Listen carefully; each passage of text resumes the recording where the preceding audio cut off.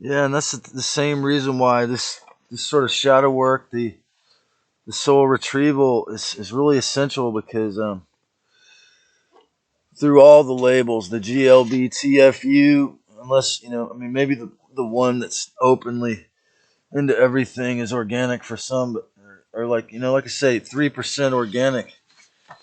But according to the teachings of Lame Deer, but or the visions of Lame Deer, but because I know there's so much propaganda to that. I mean, look at the YouTube. Anyway, so the balance of effort, conformity is suicide. If you obey the given labels, like you're schizophrenic, you're mentally ill. I have PTSD, or I have um, bipolar, and I have anxiety, and all of these terms, or I have depression. This is the one I myself have used the most. I have depression. Like I'll claim to have depression. But yeah, this blood illness is the U.S. federal government. You know, it's at the point where like they believe that unless you're going to spend thousands of dollars on antibiotics, it's like impossible to get rid of. So you can actually go onto a government website and type in your information without even having to talk to a psychiatrist.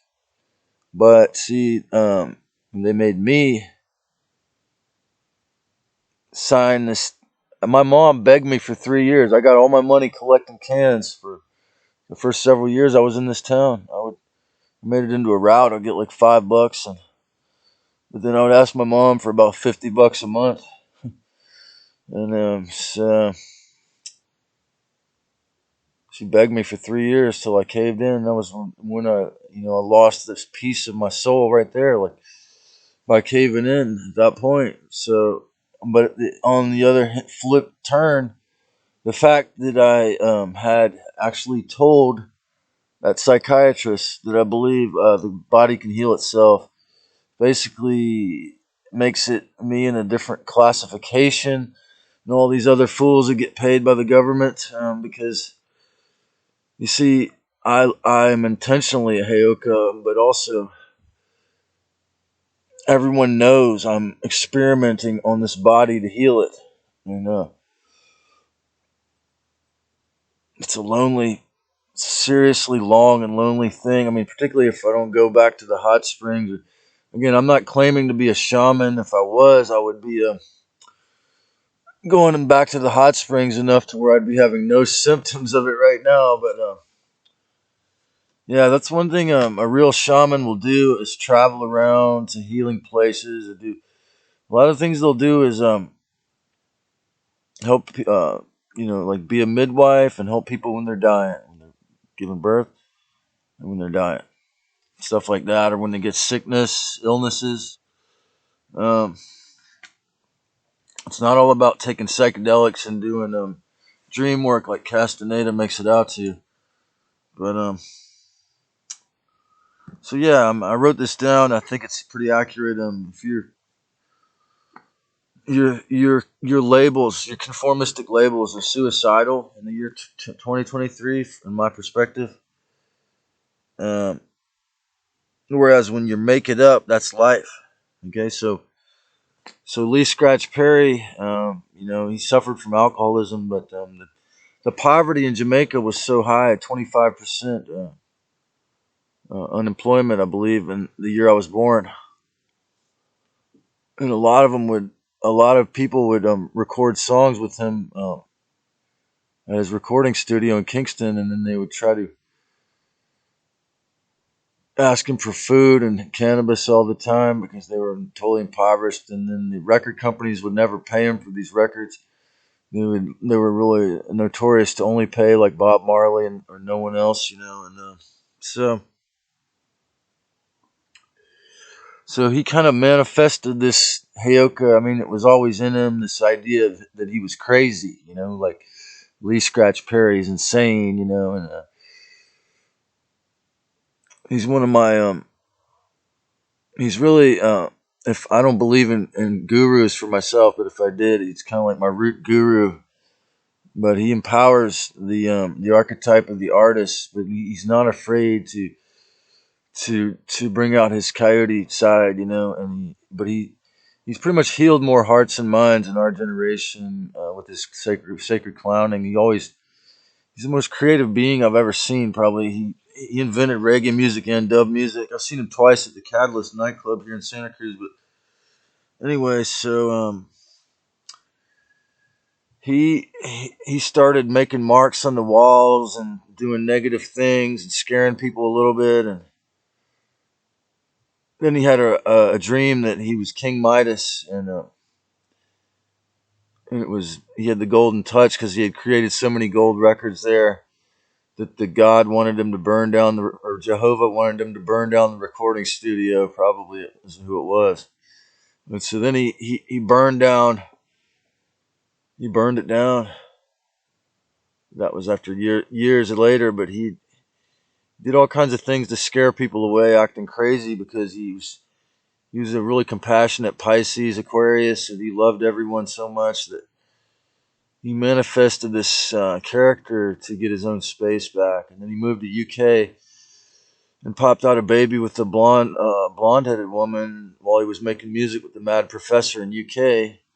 When he was about the age I am now, he became a singer. So he gives me a hope or a belief that in his I have a better voice than him.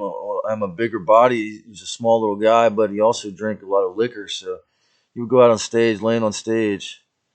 Then when he was 57, he met this woman who was 30 years old, and he held her hand for 2 minutes in her words when they first met.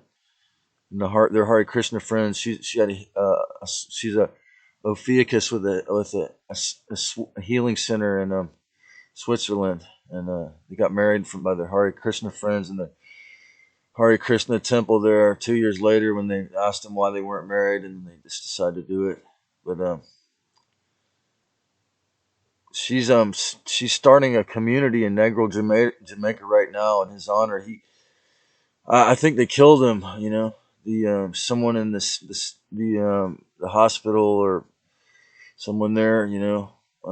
He was 85. Somehow they got him in there.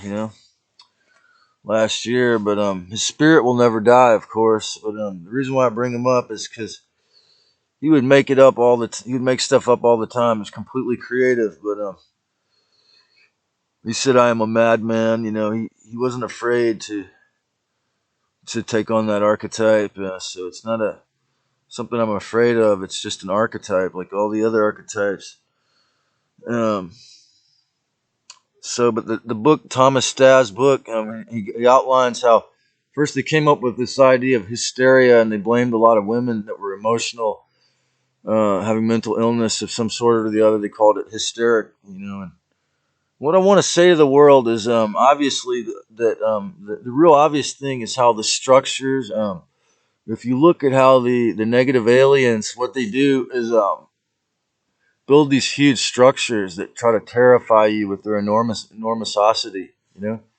And this whole myth of mental illness thing is exactly the same thing as that. And so Thomas Sta's book, he said that Freud he started, he came up with this idea, and then, we know about Operation Paperclip and the origins of modern psychiatry when, after they got out of jail and some of these guys didn't even go in, and these scientists that work for IG Farben, we all understand that, that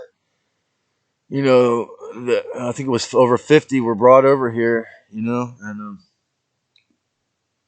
so what is ego diffusion? What does that mean? That's the term I kind of actually agree with. I'm not saying I don't agree with anything in the DSMV. I'm just saying I don't believe in it. What is ego diffusion? With psychedelic drugs, my memory served me correct. It's like where you, it I have this problem, with cannabis, with with anything, alcohol or coffee, anything I take, that I might think I'm more self-important, self-aggrandized. I might think I'm more beautiful or talented, or more courageous or self-confident when I'm high, or when I've had that coffee, or that if I was drinking when I had the alcohol, and all that. So that's just the way people are. But the hologramic inserts can really come out in those times. And so you got to be really careful, man. That's when the implants can really, people can see your mind control programs, when you've had, if you're not clear, if you haven't come into to the heart, the fifth dimension. Psychiatry, the beast that tried to kill me several times, but I was too high. Now, everyone has to work on healing or dying. I mean, it's not really a choice.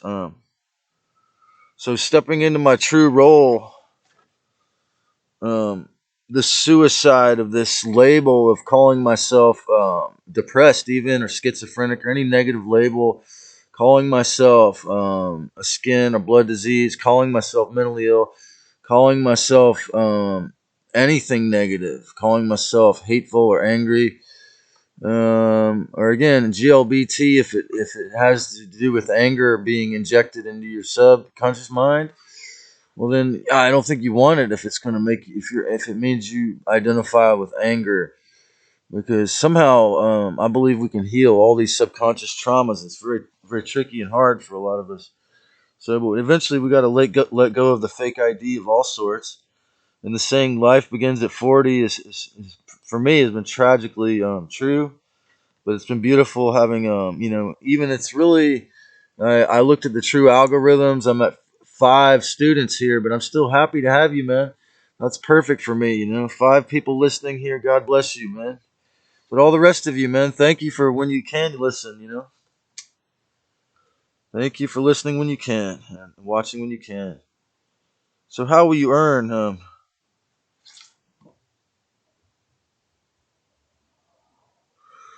Who will you serve when you're enlightened, or when you're in the fifth dimension of the heart? What's the inspiration from within humanity? Um, YouTube. I got to thank YouTube um, and those people, but it's the tragedy of the anonymity. That it's the beauty and the blessing and the tragedy that none of you can give me a hug or some money or a high five, or jam music with me. But I'm still thankful for you, especially you ladies, and because I know it's mostly ladies, because I looked at the algorithms. It's interesting. So what I believe in is something called consecration. And I actually got this book from a really beautiful woman from the UK about my age, who I really would have liked to date, except she told me she just got to have a long marriage, and she was pretty hammered, but on alcohol. But gave her a really good hug. She was taking down her yard sale. I was quite near the health food store on the west side after I'd played a set of music at Westcliff. She said, "Take any book you want," and it was called "The Black Butterfly" by a brilliant Jewish man, Richard Moss. And about a year after he got his medical MD, he had a God conscious awakening experience. He said he could barely eat. He'd eat small, tiny amounts of fish or meat or something to ground his energy. But he would actually renew his MD and use his MD to do group therapy, to heal people by talking in a room. Something similar to what we try to do here electronically on my channel, man. So he brought this word into my consciousness. So consecration means, it's all about the same as my last video, reframing, having the spiritual courage to not want to attack, fight, or kill another, to verbally assault someone, or tell them they're a crazy person. The Archons, the Demiurge, the Dracos, the Zetas, the Anunnaki are all insane because they're heartless. They're living with the heart. Within the heart is peace and sanity. When you live in your heart, it's sane. Thank you to the fallen for the spur and growth and challenges, but we all have to learn to live in the heart, and that's where it's at. God bless you, and subscribe.